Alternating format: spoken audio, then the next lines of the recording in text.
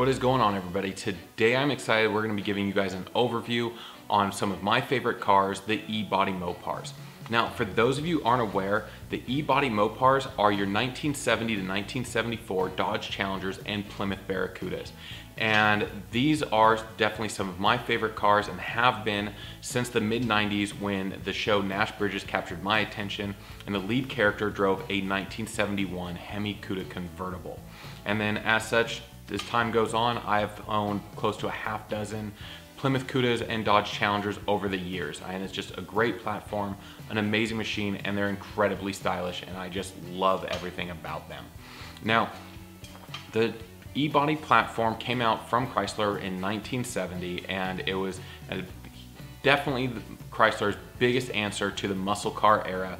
Unfortunately, they're a little late to the game because by this point in time, Ford was already killing it with the Mustangs, and GM was killing it with the Camaros and the Chevelles. And I am sure Chrysler had things like your Roadrunners and your Chargers and things like that, but really the most iconic muscle cars from Chrysler Corporation during the muscle car era had to have been the E-bodies with the amazing Cudas and Challengers. And you could get a wide variety of engines. I'm basically anything out of Chrysler's catalog, going from the anemic Slant 6 all the way up to the Elephant itself, the 426 Hemi. And of course, everything in between, from several small block options and multiple big block options as well. Now, between the two, the Plymouth Barracuda was marketed more as the sporty model, and it had a little more aggressive styling and a little more basic on its options.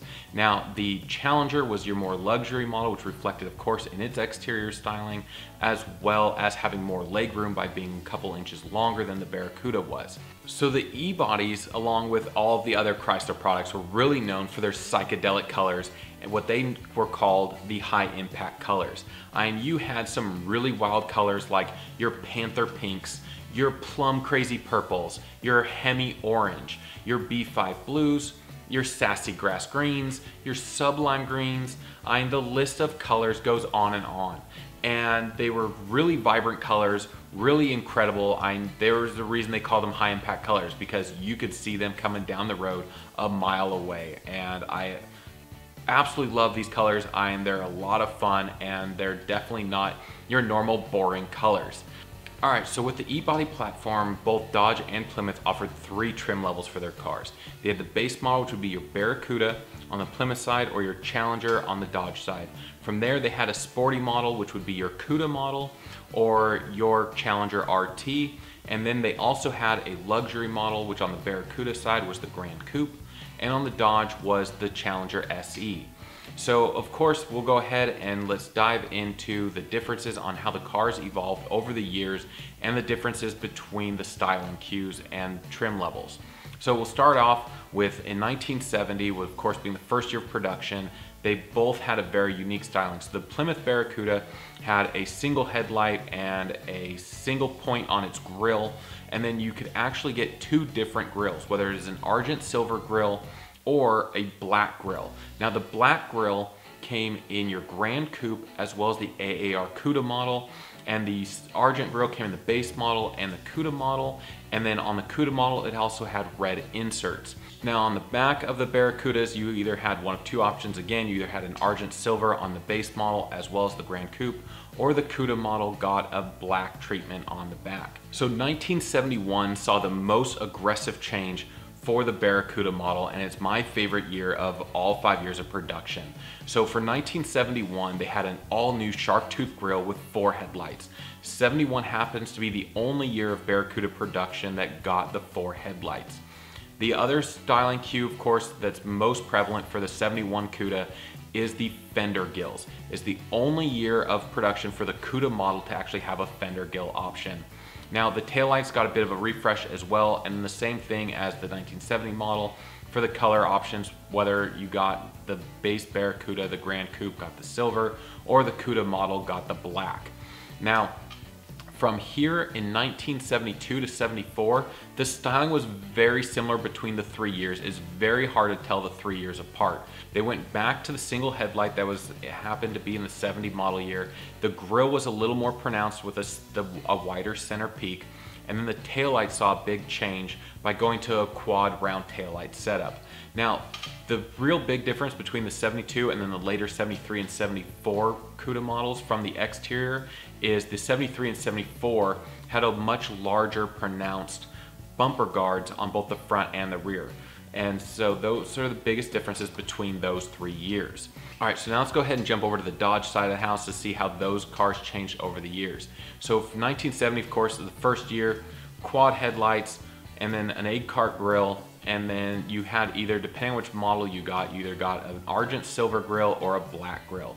And then the taillights were the same on whether it's the base model or the higher end models, and you just could get different trim packages surrounding the taillights, whether you got an SC or an RT or a base model.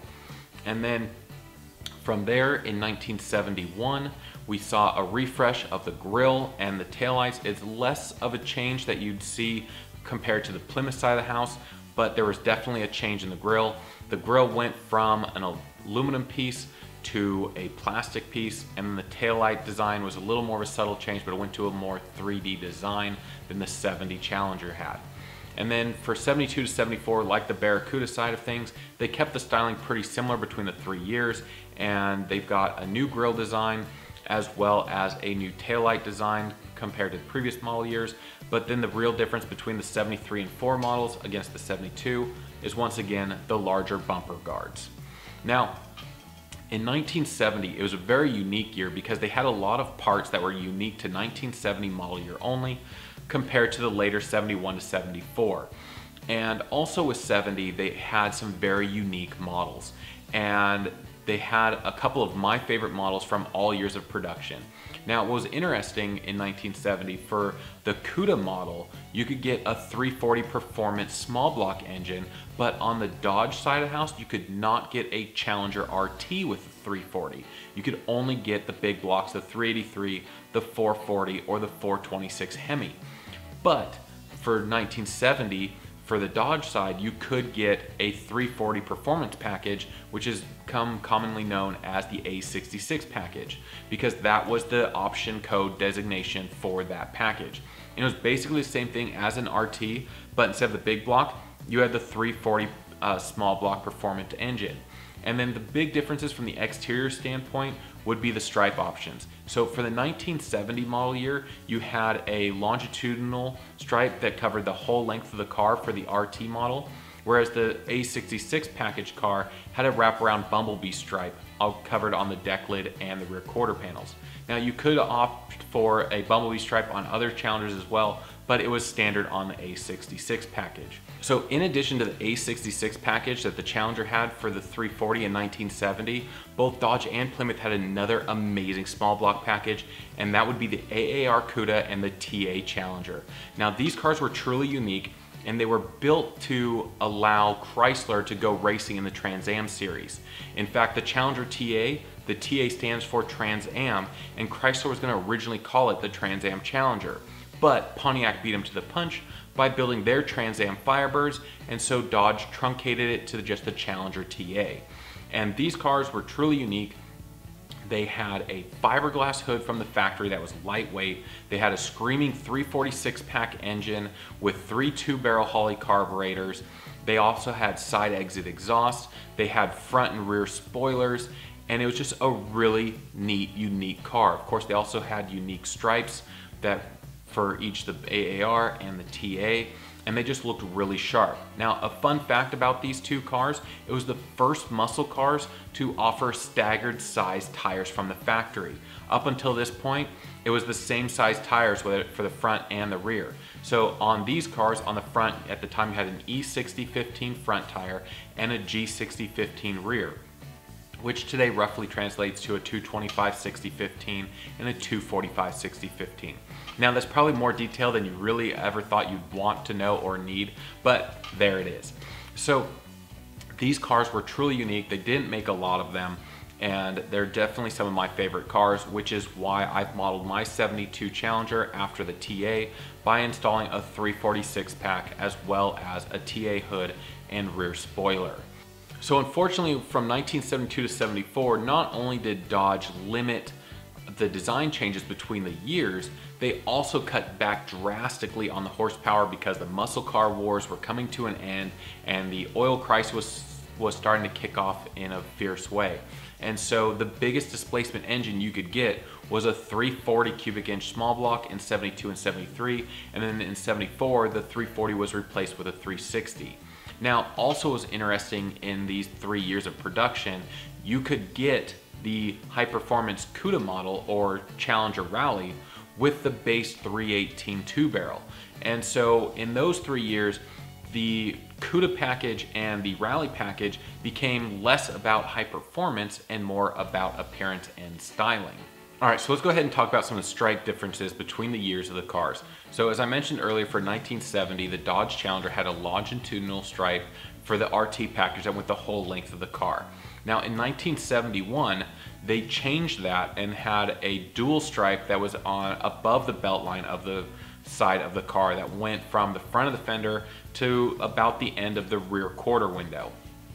Now 72 to 74 Challengers, the Rally package, because the RT package was no longer, had a side strobe stripe. Now that's what I've got on the side of my Dodge Challenger. So like Dodge, Plymouth changed stripes year after year. The first year they had the hockey stripe, which as you can guess because of the shape looks like a hockey stick, and the part of the stripe called out the engine displacement.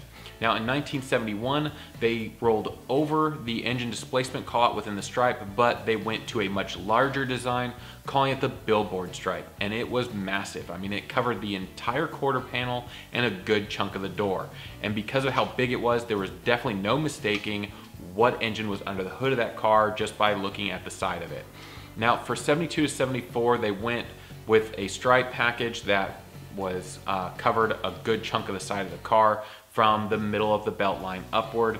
All right, so let's jump on to the interior side of things. Now, with both the Challenger and the Barracuda, you could get either a bench seat or bucket seats. Now, most of them were equipped with bucket seats. It's actually pretty rare to find either car equipped with a bench seat. Even if you opted for a column shift automatic, it was still pretty commonplace to have bucket seats.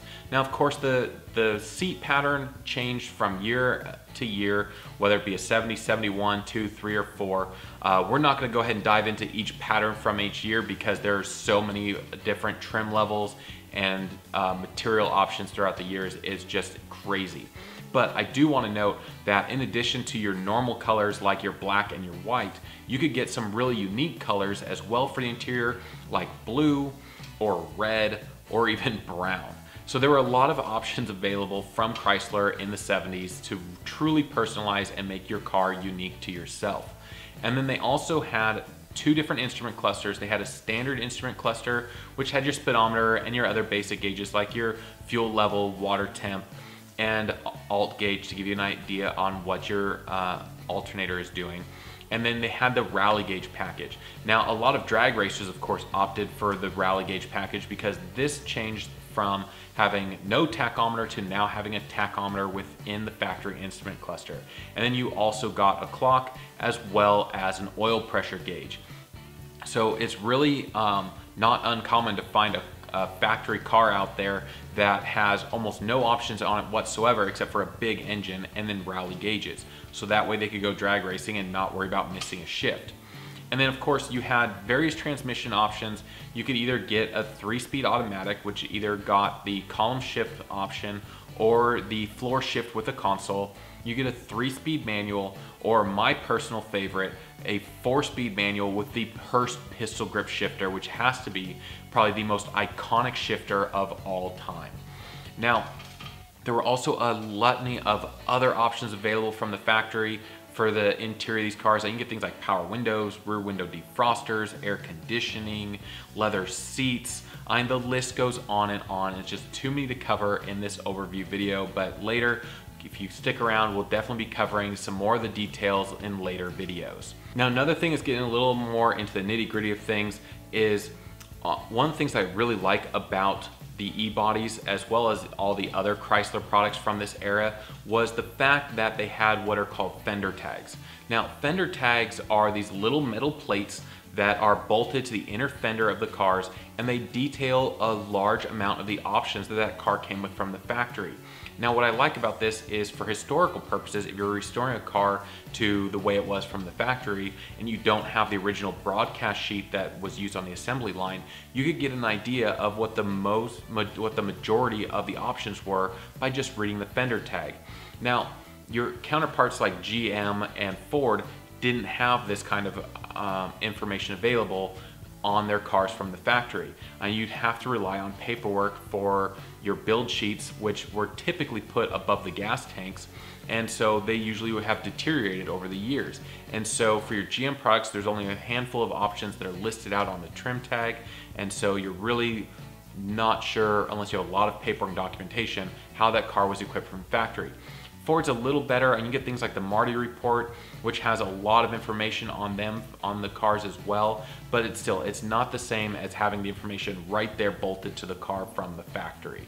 And so it's just like, if you saw my video on weird things that Mopar people do, I talk about how Mopar people love to go and read fender tags and just look at all the options.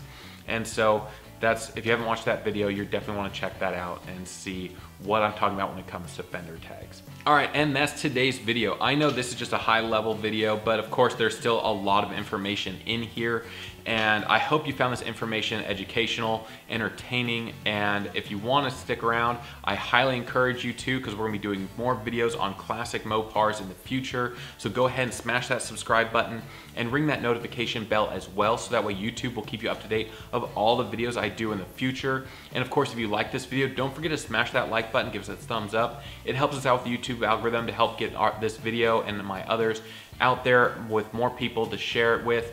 And then also, if you're interested to know what kind of detail products I use or what type of camera equipment I use, click on the links in the description below, because I have a wide variety of stuff that I use for both detailing as well as making all these videos. So check those out. Just click on those links and stuff. That helps this channel as well in the future to keep things going. And as always, guys, I will see you the next video.